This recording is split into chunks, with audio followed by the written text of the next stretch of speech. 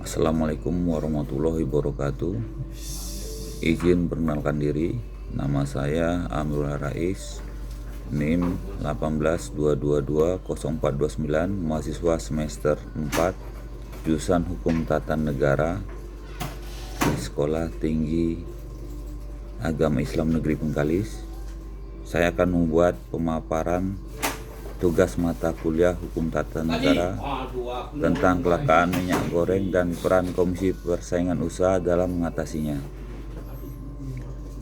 Komisi Pengawas Persaingan Usaha atau KPPU adalah lembaga independen yang dibentuk untuk mengawasi pelaksanaan Undang-Undang Nomor 5 Tahun 1999 tentang larangan praktek monopoli dan persaingan usaha tidak sehat. KPPU bertanggung jawab langsung kepada Presiden, di mana tugas KPPU salah satunya melakukan penilaian perjanjian yang dapat mengakibat terjadinya praktek monopoli dan persaingan usaha tidak sehat sebagaimana diatur dalam pasal 4 sampai dengan pasal 16 di dalam Undang-Undang Nomor 5 Tahun 1999. Kemudian yang terakhir adalah memberikan laporan secara berkala atas hasil kerja Komisi KPPU kepada Dewan DPR. Wewenang KPPU adalah satu, menerima laporan dari masyarakat dari usaha tentang dugaan terjadinya praktek monopoli atau persaingan usaha tidak sehat. 3. Melakukan penyidikan dan pemeriksaan terhadap kasus dugaan praktek monopoli atau persaingan usaha yang tidak sehat dilaporkan oleh masyarakat dan oleh pelaku usaha yang ditemukan oleh Komisi bagaimana hasil penelitiannya. Dan yang paling utama adalah KPU dapat menjatuhkan sanksi berupa tindakan administrasi kepada pelaku usaha yang melanggar ketentuan undang-undang ini.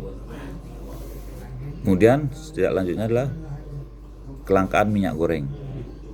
Kita tahu bahwa faktor penyebab kelangkaan minyak goreng sedang ditelusuri oleh ketat saat ini, di mana ada dugaan penimbunan minyak goreng yang dilakukan oleh mafia pangan pun beredar di kalangan masyarakat. Asumsi ini tidak bisa dipungkiri mengingat susahnya para warga menemukan ketersediaan minyak goreng di pasar dan toko bahan pangan. Kemudian faktor lain penyebab menurut saya kelangkaan minyak goreng, yang pertama karena adanya kenaikan dalam harga minyak nabati. CPO, crude palm oil, merupakan salah satu jenis minyak nabati yang paling banyak diminati oleh masyarakat dunia saat ini, hingga harga CPO di pasar dunia sedang mengalami kenaikan dari 1.100 US dollar menjadi 1.340 US dollar per ton. Hal ini mengakibatkan para produsen minyak goreng pun lebih memilih untuk menjual minyak goreng ke luar negeri dibandingkan di dalam negeri. Produsen akan mendapatkan keuntungan lebih besar apabila menjual minyak goreng di luar negeri.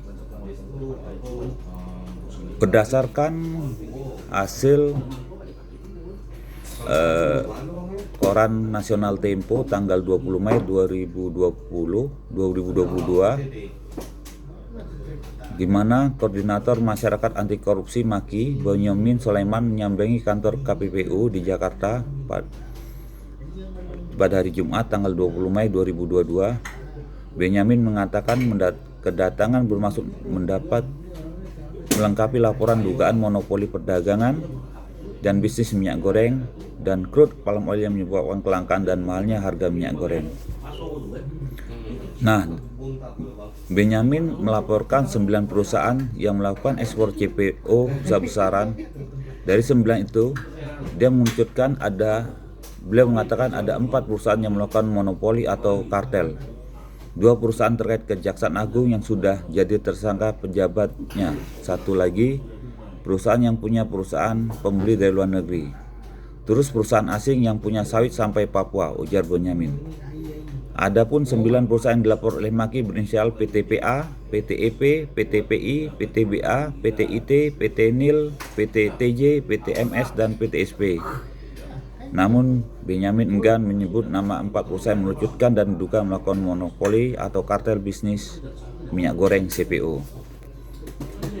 Dari situ kita harapkan KPPU berperan untuk mengatasi dan bisa mencari penyebab apakah adanya dugaan monopoli perdagangan dari CPO maupun turunannya minyak goreng dan lain-lain, sehingga tidak terjadi kelangkaan yang dapat merugikan masyarakat Indonesia secara umumnya.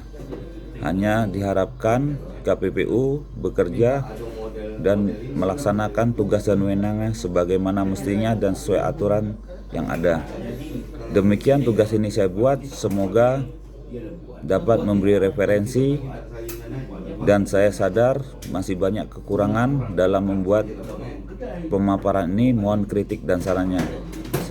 Sebelum saya udahi, wabillahi taufik wal hidayah. Assalamualaikum warahmatullahi wabarakatuh.